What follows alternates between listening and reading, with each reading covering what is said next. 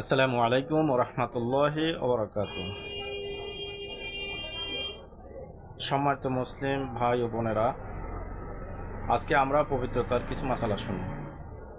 ইন্নাল্লাহা ইউহিব্বুল মুত্তাহহিরিন, আল্লাহ তাআলা পবিত্রতা অর্জনকারীদেরকে ভালোবাসেন।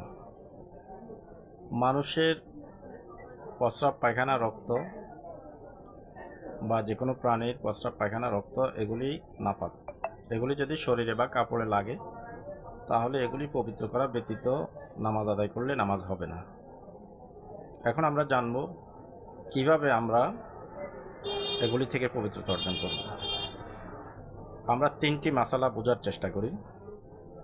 প্রথমত, পায়খানা রক্ত এগুলি শক্ত নাজাসাত।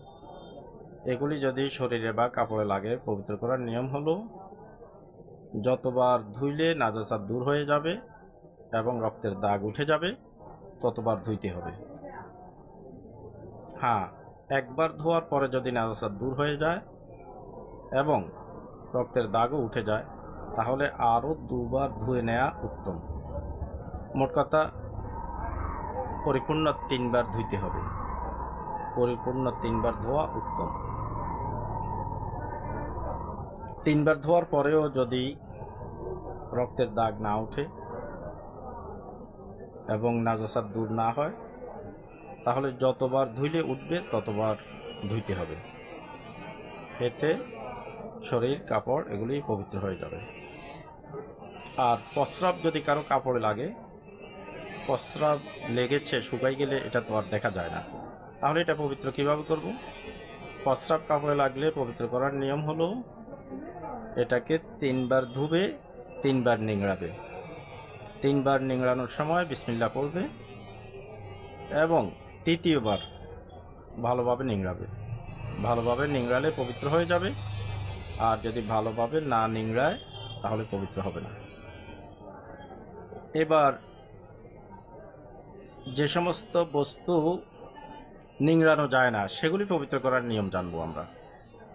যে সমস্ত বস্তু নিংড়ানো যায় না, যেমন খাট, ম্যাট্রেস, জুতা, থালা, বাসন, কলস, নামাজের বিছানা, এগুলিতে যদি নাজাসাত লাগে, প্রস্রাব লাগে বা বাচ্চারা প্রস্রাব করে দেয়, মুরব্বীরা বয়স্করা অসুস্থতার কারণে প্রস্রাব করে দেয়, তাহলে এইগুলির প্রস্রাব থেকে আমরা কীভাবে পবিত্রতা অর্জন করব?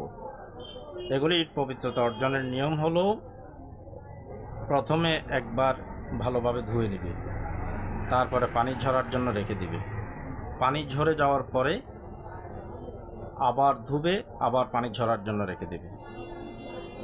দ্বিতীয়বার পানি ঝরে গেলে তৃতীয়বার ধুবে এবং পানি ঝরার জন্য রেখে দেবে।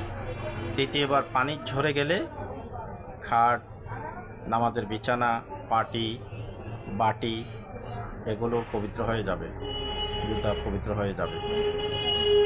তো পবিত্রতার 3টি মাসালা আমরা আলোচনা করার চেষ্টা করেছি। আল্লাহ তাআলা পবিত্র, তিনি পবিত্রতা অর্জনকারীকে ভালোবাসেন। আমরা পবিত্রতা অর্জন সঠিকভাবে করে মাওলা পাকের হুকুম নামাজ আদায় করার চেষ্টা করব ইনশাআল্লাহ।